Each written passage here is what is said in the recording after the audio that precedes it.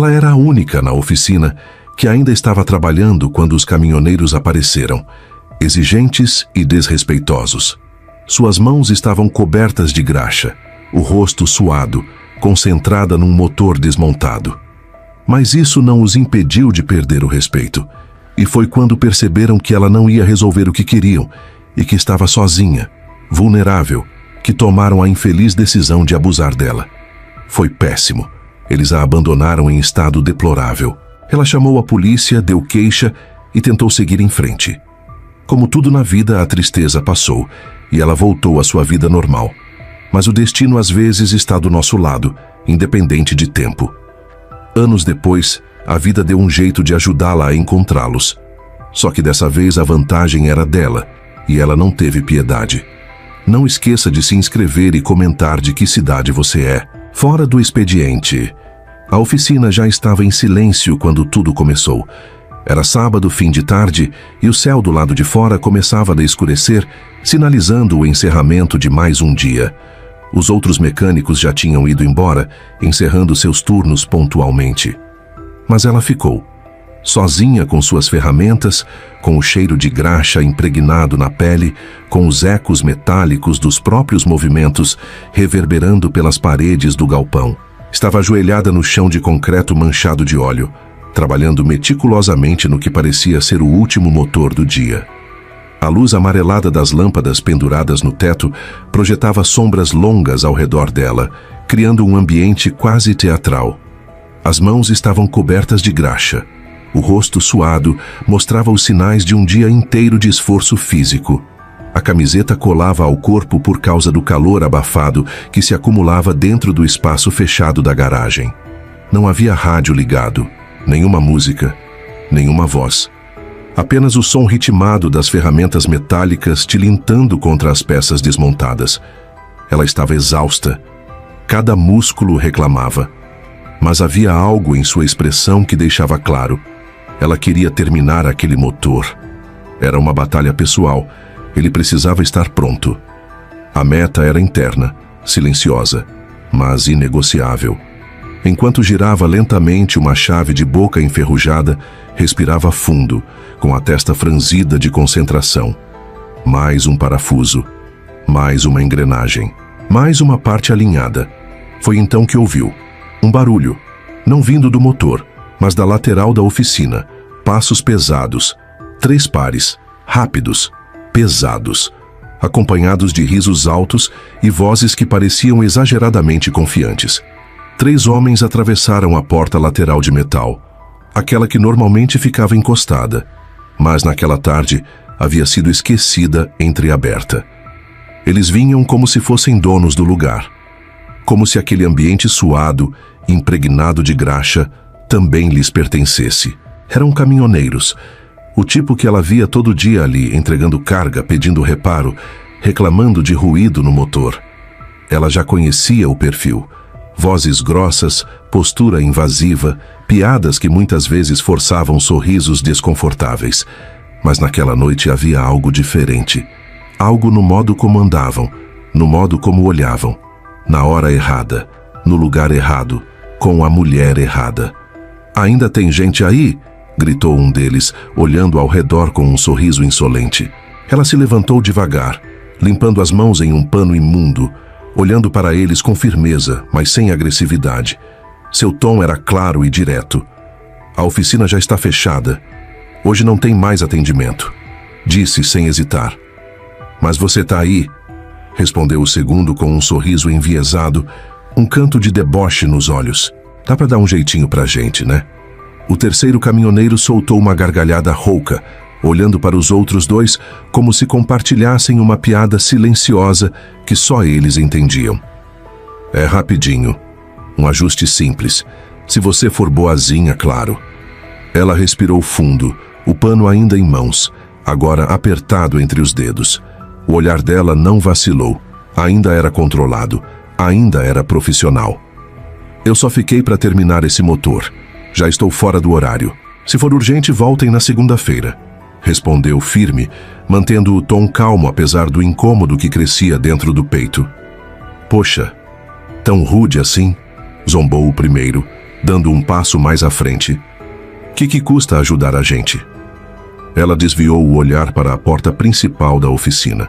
Estavam entre ela e a saída. Isso a fez endurecer ainda mais a postura. Ergueu o queixo. Eu vou terminar o que estou fazendo e vou embora. Por favor, se quiserem esperar até segunda, fiquem à vontade. Senão, não posso ajudar. Os três se entreolharam. O sorriso sumiu dos rostos. O tom leve e zombeteiro virou algo mais denso. A atmosfera da oficina mudou. Era como se o ar tivesse ficado mais pesado, o calor mais opressivo. Sozinha a essa hora, murmurou um deles aproximando-se com um passo quase silencioso. Você devia pensar melhor no jeito que fala com seus clientes. Ela deu um passo para trás. O pano escorregou de sua mão e caiu no chão sujo. Não falei nada de errado, disse com a voz firme tentando manter o controle. A oficina pode estar vazia, mas não significa que vocês podem fazer o que quiserem. A gente não vai fazer o que quiser com a oficina, sussurrou o outro, agora mais próximo. Só com você, foi rápido, como se tudo tivesse explodido num estalo. A tensão que se acumulava no ar virou ação. Ela tentou escapar. Girou o corpo, tentou alcançar uma ferramenta. Mas eram três homens grandes, brutos, com um histórico de imposição, com a certeza de que poderiam fazer o que quisessem. A diferença de força era brutal. A oficina, que havia sido o refúgio e o lugar de trabalho, virou uma armadilha. A cena seguinte foi silêncio. No chão da oficina, sob a luz fraca das lâmpadas que pendiam do teto alto, ela estava deitada de lado. O cabelo espalhado, os olhos fechados, a expressão vazia. As ferramentas que estavam ao redor agora estavam dispersas, como se tivessem sido lançadas durante uma tempestade. O pano sujo havia sido pisado. A correia pendurada acima balançava lentamente, em silêncio. Eles foram embora, sem olhar para trás. Deixaram o portão entreaberto, deixaram o corpo caído e deixaram ali uma semente, uma que jamais deveriam ter plantado. Anos depois, não houve justiça, ao menos não da forma como se espera quando se confia no sistema. Ela denunciou. No mesmo dia, com o corpo dolorido, o rosto marcado por um cansaço além do físico, os olhos inchados não só de choro, mas de vergonha, de fúria e de incredulidade. Entrou na delegacia enrolada num casaco velho, um que usava para esconder os machucados e a roupa suja de óleo e sangue seco. O cabelo estava preso às pressas, com fios escapando por todos os lados, e a voz, embora trêmula, não falhou no essencial. Ela relatou. Tudo. Hora, lugar, número de agressores, o que disseram, como entraram, o que fizeram. Mas ela não tinha provas. A oficina era precária em segurança. Nada de câmeras, nenhum sistema de alarme. Os colegas de trabalho tinham ido embora bem antes do ataque, não sabiam de nada. E ela não conhecia os nomes dos agressores. Não tinha visto placas de caminhão.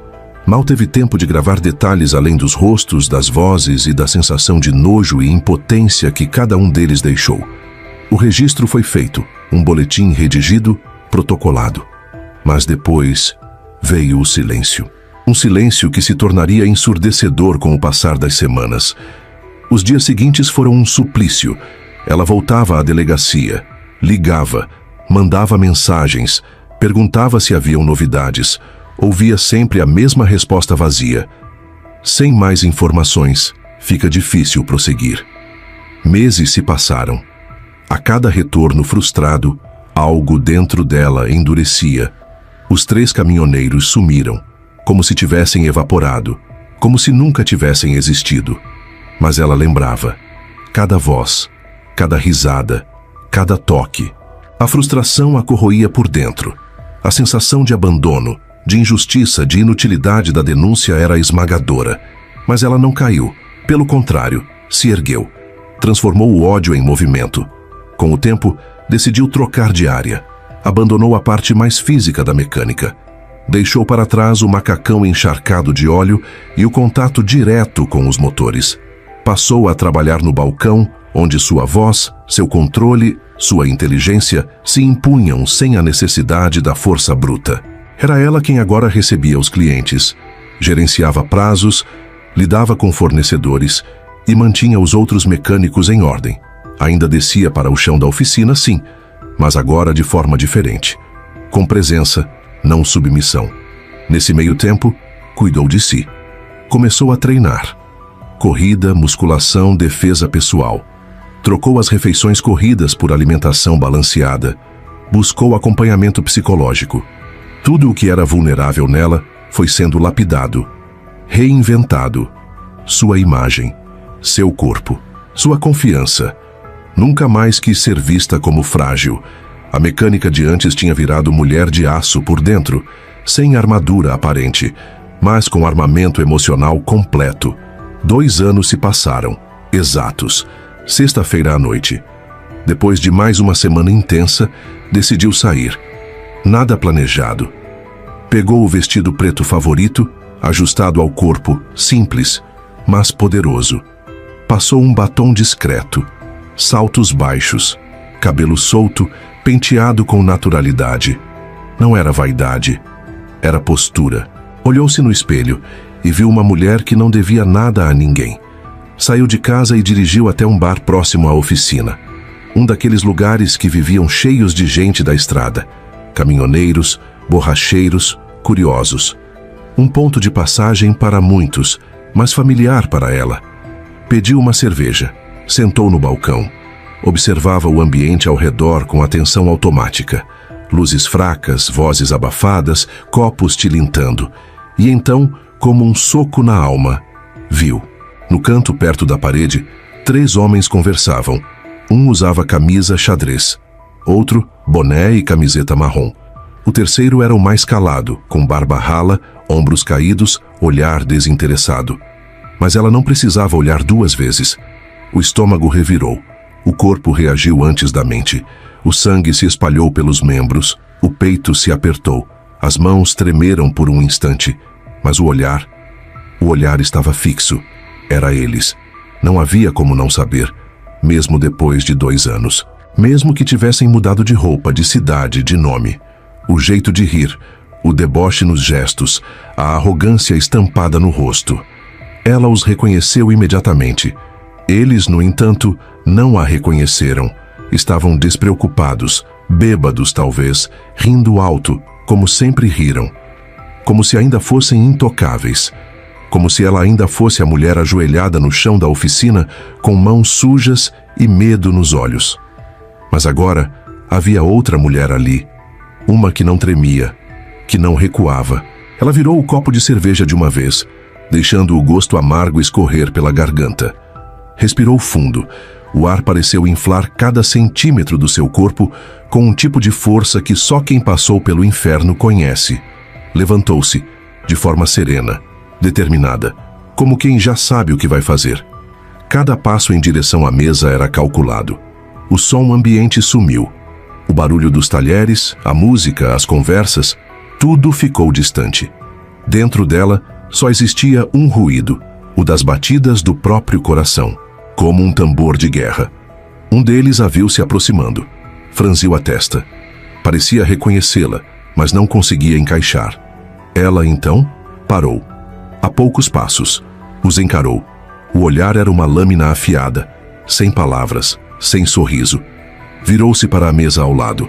Pegou uma garrafa vazia com espuma no fundo. Sem hesitar, com a mão firme, estourou a garrafa contra a beirada da mesa. O vidro se quebrou em estilhaços cintilantes. E antes que alguém pudesse reagir, ela avançou. Cravou o gargalo estilhaçado no pescoço do primeiro. O jorro de sangue foi imediato, grosso, quente. O homem tentou gritar, mas só borbulhou. O segundo levantou assustado, tentando reagir. Mas ela já havia pegado outra garrafa, quebrou, afiou e enfiou no peito dele com precisão. O bar virou caos. Gritos, cadeiras caindo, copos quebrando. O terceiro caminhoneiro tentou agarrá-la. Os 2 rolaram no chão, ela chutando, mordendo, gritando. Era como se todos os fantasmas daqueles 2 anos estivessem sendo exorcizados em um único momento. Ninguém conseguia pará-los. Até que 2 homens intervieram. Separaram os 2 à força. Ela, ainda ofegante, cabelo colado no rosto pelo suor, com as mãos cobertas de sangue. Não pedia desculpas nem chorava. Seus olhos estavam calmos, como quem, depois de muito tempo, finalmente reencontra a própria voz. E ali, de pé, cercada por cacos, feridos e testemunhas, ela finalmente sentiu paz, o acerto de contas. A vingança foi brutal, sem ensaios, sem misericórdia, sem interrupção. Ela foi o próprio vendaval que leva o que encontra pela frente, e nada mais voltou a ser como antes. 2 deles ficaram extremamente feridos. O primeiro, que recebeu a garrafada no pescoço, mal conseguia respirar quando os primeiros policiais chegaram. O sangue escorria como um fio contínuo pela lateral do corpo, formando poças sob a camisa encharcada. O outro, atingido em cheio no peito, tinha o olhar vidrado e os lábios já meio arroxeados. Sangrava tanto que a consciência lhe escapava em ondas, indo e voltando, como quem já sentia o corpo se desligando aos poucos. Ambos gemiam, largados no chão sujo da lanchonete, como sacos descartados. Suor, sangue, respiração entrecortada. E ali, entre os 2 corpos em colapso, tremia o terceiro, o único com ferimentos mais leves. Tremia tanto que mal conseguia se manter de pé. Olhava ao redor como um animal acuado, os olhos arregalados, o peito arfando. Ele sabia. A casa tinha caído, e pela primeira vez em anos, a figura que mais o ameaçava não era um policial, nem um juiz, nem um colega de estrada armado. Era ela, aquela mulher. Aquela que ele jurava que nunca mais veria. As sirenes romperam o ar do lado de fora, carregadas de uma urgência inegável. O bar inteiro, até então mergulhado em uma espécie de paralisia coletiva, se mexeu. Cadeiras sendo arrastadas, vozes em murmúrio, gente se afastando dos corpos. Foi nesse momento que o terceiro caminhoneiro tentou correr. Deu um salto para a porta, tropeçou numa garrafa caída, empurrou 2 mesas, derrubou copos, tentou se esconder entre os clientes. Mas 2 homens, talvez acostumados a lidar com covardes, o agarraram, um pelo braço, outro pelo cinto da calça. Jogaram-no de volta ao chão com brutalidade. A mulher, ainda contida por 3 pessoas, respirava fundo. As mãos sujas de sangue tremiam, os cabelos colados ao rosto. Mas não tremia de medo. Era adrenalina pura e crua. Seus olhos não refletiam caos, refletiam paz. Pela primeira vez em 2 anos. Era como se algo dentro dela tivesse voltado ao lugar. Algo que nunca mais permitira dormir em paz até aquele exato segundo. Ela se levantou com a ajuda de uma moça que a abraçou em silêncio, sem perguntas. E então caminhou de forma firme, como quem pisa num tribunal até os policiais que acabavam de entrar. Lá estavam. 2 agentes armados, uma policial de colete e fisionomia dura e dezenas de olhos observando cada gesto. Quando se aproximou, o bar ficou mudo. Os garçons pararam. Os clientes pararam. Até os gemidos pareceram baixar de intensidade, como se o próprio bar soubesse que algo importante estava para ser dito. E ela falou. A voz dela cortou o ar como uma navalha. Clara, fria, firme. Fui abusada por esses 3 lixos, dentro da minha própria oficina. 2 anos atrás. Fiz todos os procedimentos. Fui à delegacia no mesmo dia. Fiz exame, dei descrição, denunciei de todas as formas possíveis e ninguém fez nada. Esperaram que eu esquecesse. O silêncio se tornou mais pesado. Era como se ninguém soubesse onde colocar as mãos. Ninguém olhava diretamente. Alguns abaixavam a cabeça. Outros cerravam os punhos. Hoje, o destino me deu uma chance. E eu aproveitei. Não sei o que vai acontecer comigo a partir de agora. Mas pela primeira vez, eu posso dormir em paz. A policial que liderava a guarnição não expressou reprovação nem compaixão. Apenas assentiu com um leve movimento de cabeça, como quem entende sem precisar dizer. Ordenou a custódia imediata dos 3 homens. Os 2 mais feridos foram encaminhados direto ao hospital, entubados, com risco real de não sobreviverem. O terceiro foi algemado ainda no chão, soluçando. Chorava, murmurava desculpa, como se isso tivesse qualquer valor agora. Foi colocado na viatura entre insultos e cusparadas de alguns presentes. A mulher foi conduzida à delegacia por escolha própria. Queria relatar, queria encarar de novo aquele lugar onde havia entregue seu trauma antes e de onde saiu com a sensação de que não valia nada. Levou a cópia do boletim antigo, repetiu o depoimento. O delegado, agora com cabelos mais grisalhos do que na primeira vez, a ouviu em silêncio. Procurou nos arquivos. Encontrou o registro antigo, arquivado, com uma anotação seca, sem elementos suficientes para a investigação. Ele leu, linha por linha. Depois levantou os olhos. Você agiu em desespero e em legítima dor, disse ele. A responsabilidade aqui é nossa, nunca foi sua. Ela não foi acusada de nada, nenhum crime, nenhuma agressão injustificável. A promotoria assumiu a denúncia original. E com a comoção pública, o clamor nas redes, os depoimentos de testemunhas e a confissão parcial do caminhoneiro algemado, o caso reabriu com força. A notícia explodiu na cidade no dia seguinte. Jornais locais estamparam manchetes como "Vítima de estupro faz justiça com as próprias mãos". Programas de TV e rádio discutiam os limites da legalidade e da moral. Comentários se dividiam entre apoio total e questionamentos sobre violência.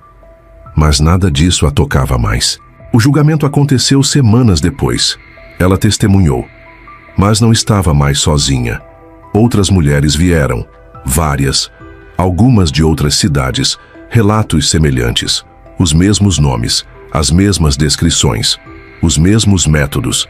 Não era um caso isolado, era um padrão, um modo de operação.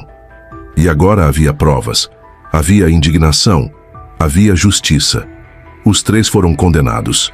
Um pegou 14 anos, o segundo, 11, o terceiro, 8 anos, com base na confissão parcial. Todos sem direito a recorrer em liberdade. Ela voltou para a vida que ainda era dela, mas com algo novo no peito. Não era alívio, era fogo. Sabia que a estrada era longa, que outros homens como aqueles continuavam soltos. Sabia que a oficina ainda precisava dela, que o mundo não ia mudar só porque 3 agressores foram presos.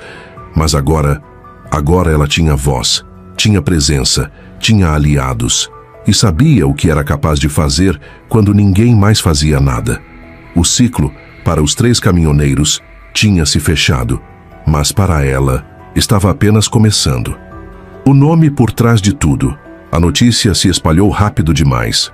No dia seguinte ao julgamento, enquanto a cidade ainda comentava a condenação dos 3 caminhoneiros, um detalhe silencioso começou a chamar a atenção nos bastidores da investigação. Os nomes. Um deles em especial. Durante o julgamento, a promotoria apresentou provas de que os 3 agressores não agiam sozinhos.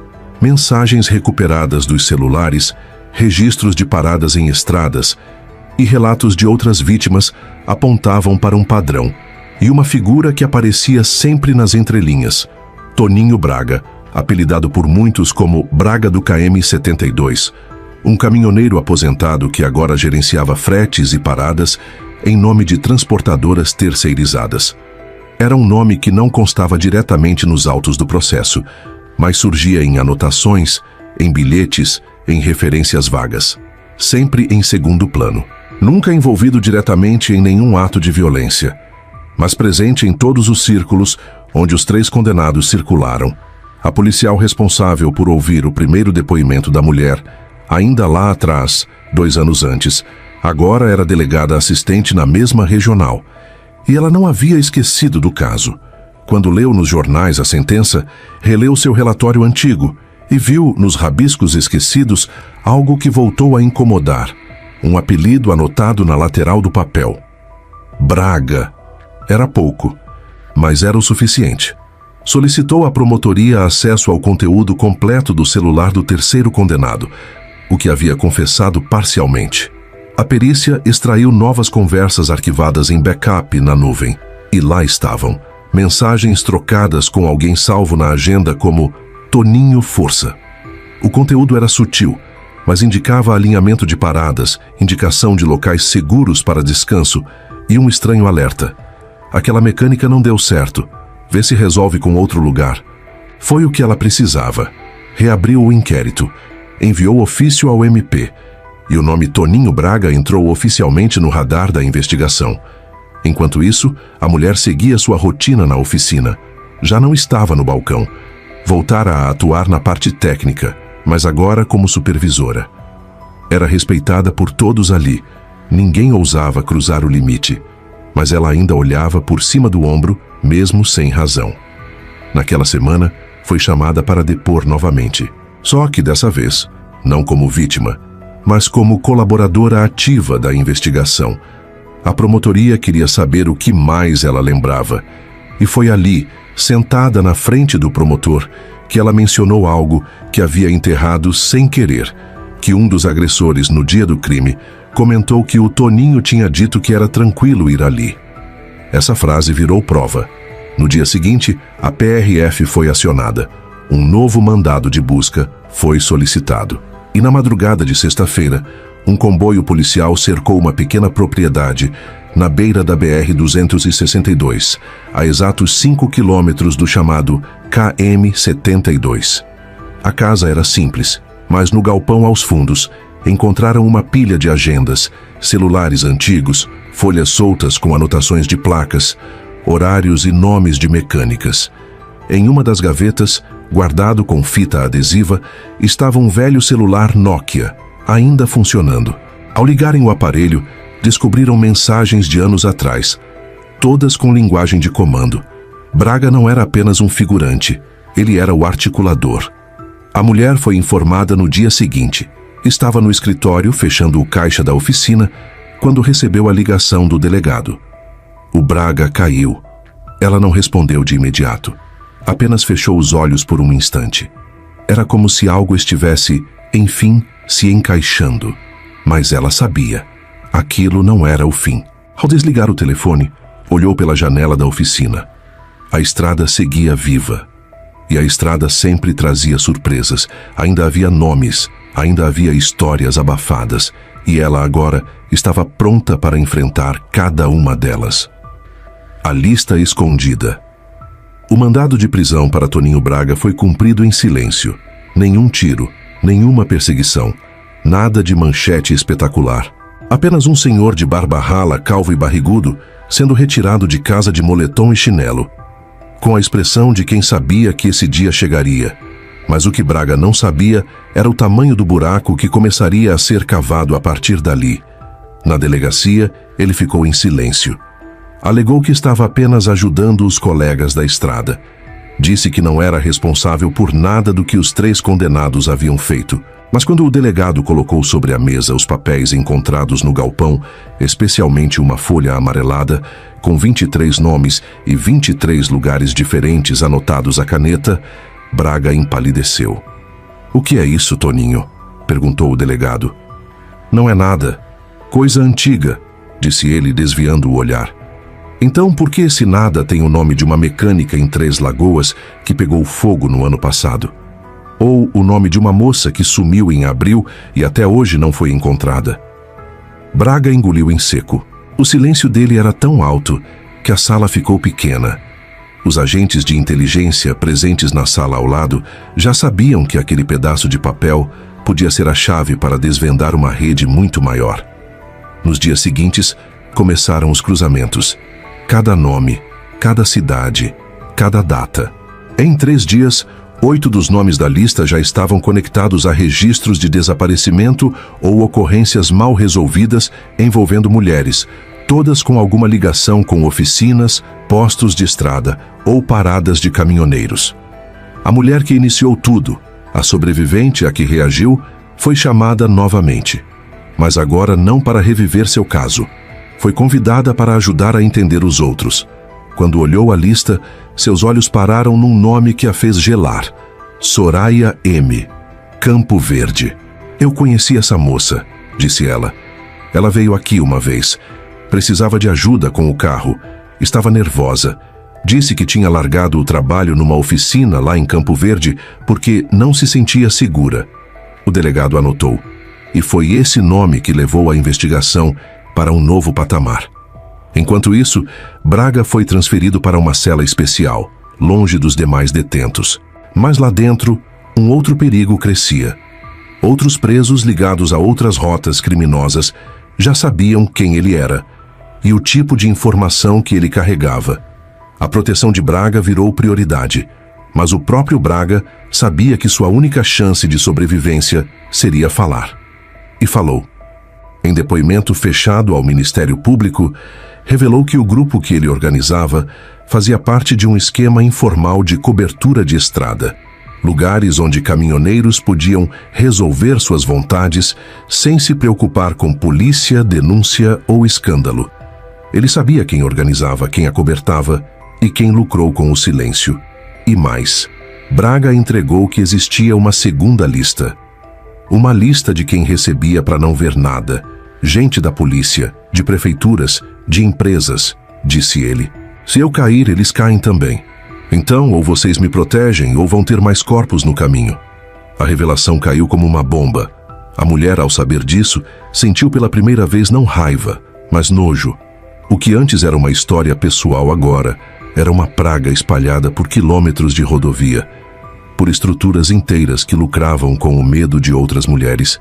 Ela não sabia se sentia alívio por ter começado tudo ou culpa por ter mexido em algo tão profundo. Mas uma coisa era certa. Agora não dava mais para voltar atrás. No fim daquela semana, a equipe especial da Polícia Federal iniciou uma nova fase da operação batizada de Parada Final. Ordens de prisão, quebra de sigilo e vigilância foram emitidas em 7 estados. A estrada, antes silenciosa, agora rugia com a força da justiça, acordando de seu sono podre. E a mulher? Ela estava em casa, sozinha, sentada na sala com as luzes apagadas, olhando pela janela para a rua deserta. Havia medo, havia angústia, mas havia também algo novo nos olhos dela: controle. Porque agora ela sabia o nome do inimigo e não ia parar até derrubar cada um deles. A Mulher do Martelo. O nome dela não estava em nenhuma lista oficial, nenhum boletim de ocorrência, nenhum dossiê, nenhuma planilha da inteligência. Mas entre os corredores escuros da Operação Parada Final, começaram a sussurrar sobre uma mulher em Chapadão do Sul que há 3 anos havia desaparecido de sua própria oficina e reaparecido meses depois, completamente mudada. Não falava sobre o que houve, mas falavam por ela. Diziam que ela batia em homens que levantavam o tom com qualquer funcionária. Diziam que uma vez quebrou a mão de um cliente com um soquete de ferro depois que ele tentou trancar uma moça no estoque. Diziam que não havia uma só mulher mecânica na região que não a respeitasse. O apelido veio naturalmente: a Mulher do Martelo. A mulher que iniciou tudo, a sobrevivente da oficina, a que vingou seu trauma, soube da história numa reunião informal com agentes do caso. Ouviu em silêncio, enquanto mostravam fotos do possível envolvimento de Chapadão com Braga. Na última imagem, uma mulher de cabelo preso e olhos firmes. Ela reconheceu o olhar. Era o dela, refletido noutra. Quero falar com ela, disse, e conseguiu. A conversa aconteceu num pátio de oficina entre motores desmontados e cheiro de óleo queimado. Nenhuma delas sorriu, mas os olhos trocaram tudo o que palavras não alcançam. Eu não denunciei, disse a do martelo. Fiz do meu jeito, paguei caro, mas estou aqui. Eu denunciei, respondeu a outra. Paguei caro também, e agora estou aqui, de novo. Então a gente tem mais em comum do que dor, completou a primeira. A gente tem conta em aberto. Elas se encararam por longos segundos, e então veio a decisão que mudaria o rumo da investigação. Elas iriam juntas atrás da próxima parada da rede. Mas não como polícia, como isca. O plano foi ousado. Com apoio da Inteligência Federal, montaram uma oficina falsa em um trecho estratégico da BR-364, onde os mapas indicavam trânsito intenso da rota clandestina. A fachada era simples, realista. Um galpão velho reformado, 2 placas com o nome Oficina Leal e 2 mulheres trabalhando lá. Só elas. Espalharam a informação nos canais certos. Aplicativos de caminhoneiros, grupos de rádio amador, mensagens anônimas com elogios ao atendimento e discrição. Em menos de 2 semanas, os boatos começaram. E na terceira, eles chegaram. 2 homens, rostos parcialmente conhecidos das fotos da investigação. Um deles com tatuagem de símbolo de rodovia no antebraço. O outro com voz igual à de um dos áudios apreendidos com Braga. Chegaram sorrindo. Mas havia veneno nos olhos. Oi, meninas. Oficina nova por aqui, é? Nova, mas experiente, disse a sobrevivente. Atendem qualquer tipo de serviço? A mulher do martelo sorriu de lado. Até o que não está no orçamento, mas depende do tipo de homem que pede. A armadilha estava montada, câmeras escondidas, microfones nos macacões. Viatura a menos de 300 metros com atiradores de prontidão. Elas só precisavam confirmar. E confirmaram. Em menos de 15 minutos, os 2 fizeram menção ao serviço paralelo. Perguntaram se elas também faziam parte. Citaram nomes que batiam com os da lista de Braga. A operação foi acionada. Os 2 homens foram rendidos antes mesmo de encostar no caminhão novamente. Na delegacia, um deles confessou tudo. Vocês são boas atrizes, mas agora acabou. Não, respondeu a sobrevivente. Agora que começou. Com os 2 depoimentos, os investigadores chegaram a uma rede de comunicação por rádio clandestino. Sinais codificados, usados para desviar de barreiras, organizar entregas e recrutar novas mulas. E o que veio com isso foi o mais inesperado. O nome de uma mulher como uma das organizadoras. Alguém que operava por trás da fachada de um sindicato de transportadoras no Centro-Oeste. Uma mulher conhecida na mídia, elogiada por valorizar o trabalho feminino nas estradas. A loba entre as ovelhas, disse um agente. E é ela que está financiando os silêncios. A mulher do martelo cerrou os punhos. A outra respirou fundo. Elas se olharam de novo, e dessa vez não precisaram dizer nada. O próximo destino estava traçado, e a estrada ainda não tinha terminado de falar. Onde a estrada termina, o prédio parecia comum. Fachada moderna, vidro espelhado, estacionamento demarcado, bandeiras ao vento. Mas, por trás da aparência respeitável, funcionava o coração de uma rede podre. A sede da União Nacional de Transportes e Cargas Femininas, instituição premiada que já havia estampado capas de revistas por incentivar o protagonismo feminino nas estradas brasileiras. Lá dentro ela, o nome Marta Valério, empresária, ex-caminhoneira, palestrante, mulher forte, de fala mansa e discurso empoderador. A mesma que, conforme as investigações comprovaram, financiava rotas clandestinas, organizava carregamentos e recrutava mulheres em situação vulnerável para servir de iscas. As promessas eram sempre as mesmas: R$1.000 por viagem, sigilo garantido, sem risco nenhum. E para cada uma que caía, ela mandava mais 2. Marta era a mente por trás de tudo. A PRF e o Ministério Público organizaram uma das maiores ações de busca e apreensão do ano.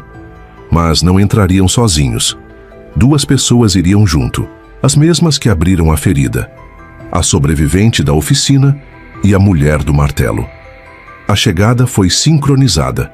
6 viaturas cercaram o prédio. Um helicóptero pairava sobre o terreno. Quando Marta desceu do carro, cercada por assessoras, foi recebida por uma parede de agentes e por 2 mulheres de pé frente a frente.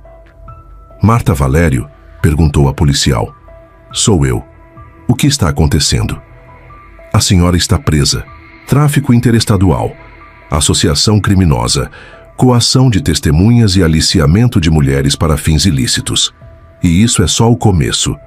Marta ainda tentou negar, fez discurso, disse que era armação, mas as provas falavam alto. Documentos, contas bancárias, áudios interceptados, imagens da oficina Isca. Tudo a ligava diretamente aos nomes presos nos meses anteriores e a uma rota que já havia destruído dezenas de vidas. Dentro da sede, encontraram contratos falsos, fichas com nomes e perfis de mulheres selecionadas, listas de pagamentos. Cada viagem era registrada como treinamento prático. Os relatórios eram assinados por Marta. Ela foi algemada ali mesmo, sob aplausos de quem conhecia a verdade. E pela primeira vez baixou os olhos. Dias depois, o país assistia ao noticiário com atenção. A história explodiu. Canais de TV, podcasts, redes sociais. O império da falsa heroína do transporte caiu. Mas entre tantas manchetes, um vídeo se destacou. Um compilado de imagens da operação intercalado com um depoimento. Era a sobrevivente, diante da câmera. Eu não me vinguei porque queria justiça. Eu me vinguei porque ninguém mais faria. Mas no fim, a justiça veio. Porque quando a verdade tem quem a carregue, nem a estrada mais longa consegue esconder a sujeira para sempre. A fala encerrou com a imagem da oficina. A mesma onde tudo começou, agora com letreiro novo. Oficina Elas por Elas, força, reparo e respeito. Funcionárias sorrindo, ferramentas sendo passadas de mão em mão. Mulheres de macacão azul, cabeça erguida, o ciclo se fechava ali. Deixe aqui nos comentários o que você faria. Não se esqueça de curtir o vídeo. E se inscreve no canal para nos apoiar. Nos ajuda muito, de verdade. Até amanhã tem mais uma estrada para contar. E você vai querer estar aqui para ouvir.